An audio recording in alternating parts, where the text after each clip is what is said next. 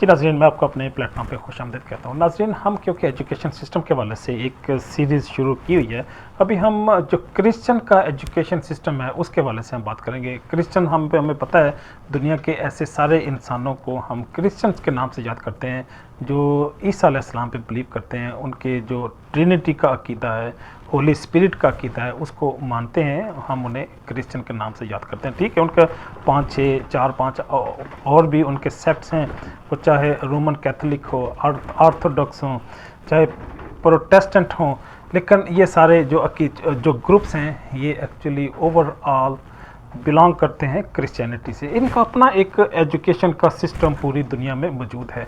इनके हम यहाँ पे आपके सामने 7 डिफरेंट कंपोनेंट या फंडामेंटल कंपोनेंट आपके सामने पेश करने की कोशिश करेंगे। हमें पता है, जब भी हम किसी एजुकेशन सिस्टम का, पर्टिकुलरली किसी रिलीजियस एजुकेशन सिस्टम का की हम बात करते हैं, तो उनके 7 पैरामीटर्स हैं जिसकी बुनियाद पे हम उस सिस्टम को स्टडी करते हैं।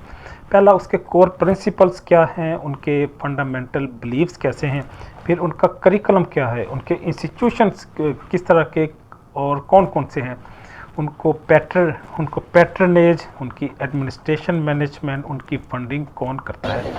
फिर जो छठा है, उनके ग्रेजुएट्स को हम क्या नाम देते हैं और किस प्रोसीजर से वो ग्रेजुएट होते हैं। लास्ट वन, 7वां, इनका इम्पैक्ट क्या है, जो क्रिश्चियन एजुकेशन सिस्टम का पूरी दुनिया में इनका इम्पैक्ट क्या है। तो जो सबसे पहला इनका पार्ट है, जब हम क्रिश्चियन एजुकेशन सिस्टम की बात करते हैं कि इनके कोर एलिमेंट्स या कोर प्रिंसिपल्स कौन से हैं।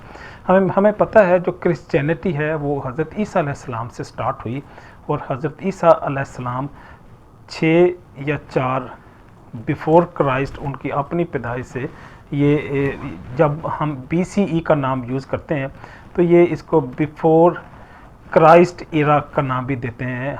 कुछ लोग इसे बिफोर कॉमन इरा का नाम भी देते हैं, कुछ लोग इसे बिफोर करंट इरा का नाम देते हैं। तो इसका मतलब है कि करंट इरा से या जो कॉमन इरा से अप्रोक्सीमेटली 4 या 6 साल पहले हज़रत ईसा अलैहिस्सलाम इस दुनिया में तशरीफ़ लाए।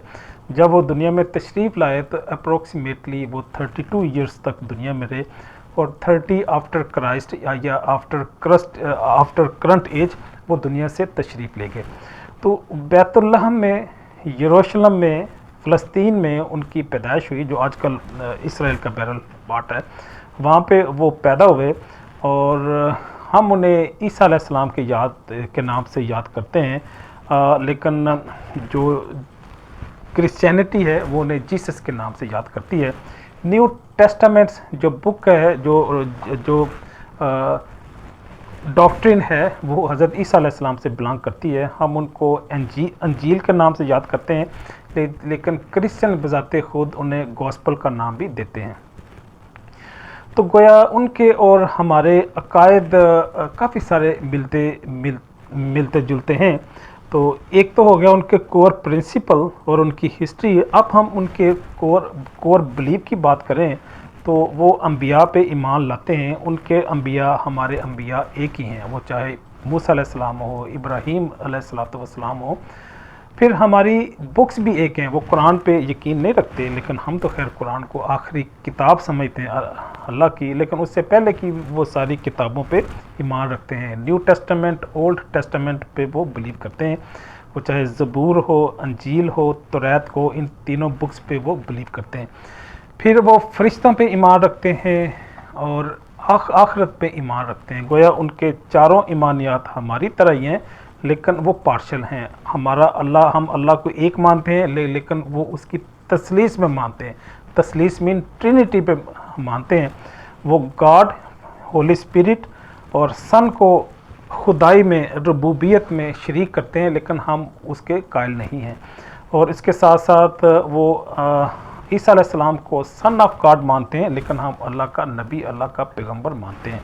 इसके साथ साथ वो एंजल को मानते हैं, हमारा भी अकीदा ऐसा ही है। वो लाइफ आफ्टर डेथ को मानते हैं, हमारा भी अकीदा यही है।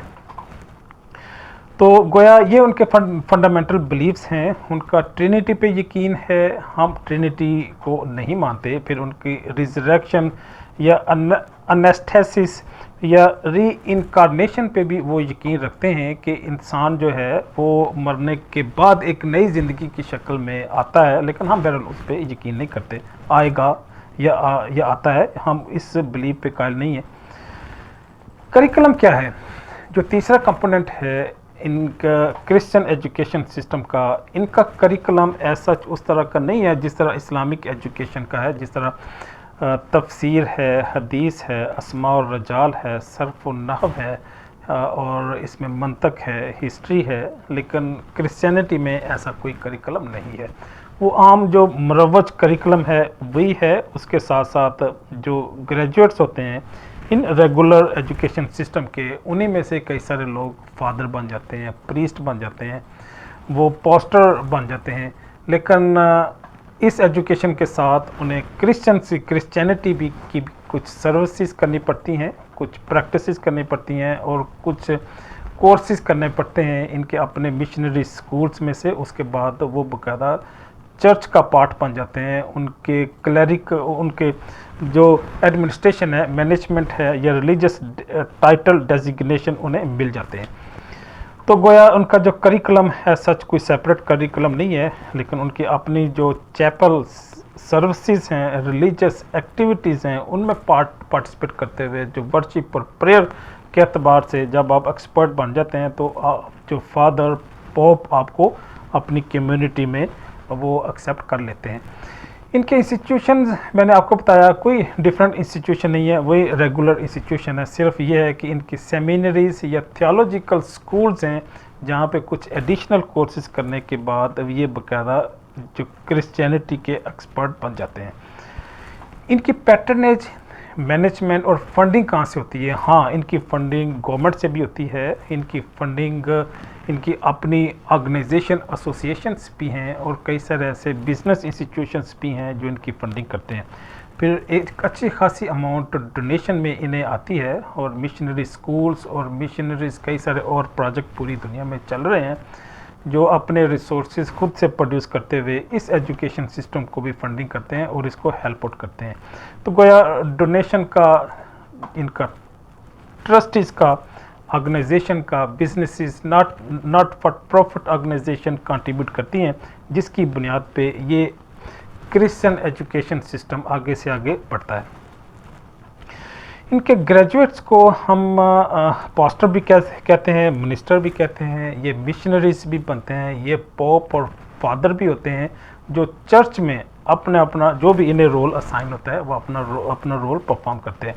इनका इम्पैक्ट क्या है? अगर आपने इन क्रिश्चियन एजुकेशन सिस्टम का इम्पैक्ट देखना है तो आपको पूरे यूरोप का मुताला करना होगा। अगर आप वेटिकन सिटी में जाएं, आप रोम में जाएं, अगर नॉर्थ अमेरिका में कई सारी ऐसी कम्युनिटीज़ हैं वहाँ पे अगर आप जाएं तो आपको इनके एजुकेशन सिस्टम का डीप लेवल पे स्टडी करने का मौका मिलेगा। अपने प्रिंटिंग प्रेस हैं, सफिशेंट रिसोर्सेज हैं और बड़ी खूबसूरत कम्युनिटी है हमारे, क्योंकि जो मुस्लिम और क्रिश्चियंस ये मिलते जुलते लोग हैं, तो मुझे बड़ा करीब से इन्हें देखने का मौका मिला और मैंने इन्हें बड़ा इंसान दोस्त, नेक दिल लोग महसूस किया और बग़ैर किसी लालच के, बग़ैर किसी मफाद के भी लोगों की हेल्प और मदद करते हैं। तो गोया ये तो इनका एक पॉजिटिव पहलू है, लेकिन इसी क्रिश्चियनिटी का एक नेगेटिव पहलू भी है जो हम देखते हैं कि जो इराक की वार की सूरत में हमने देखा, हमने इनका रोल बोस्निया में देखा, सर्बिया में देखा और पूरी जो सलीबी जंग थी इसी क्रिश्चियनिटी की भी मैं समझता हूँ कि मिस इंटरप्रिटेशन की बुनियाद पर बर्पा हुई और इस्लाम और क्रिश्चियनिटी की कई साल तक जंग जारी रही। गोया जो बात बताने वाली है वही है कि क्रिश्चियन एजुकेशन सिस्टम अपनी जगह पे अपने खदो खाल के साथ, अपने एक मखसूस शेप और स्ट्रक्चर के साथ मौजूद है और ये परफॉर्म और डिलीवर भी कर रहा है। इजाज़त चाहूँगा। अल्लाह हाफिज़।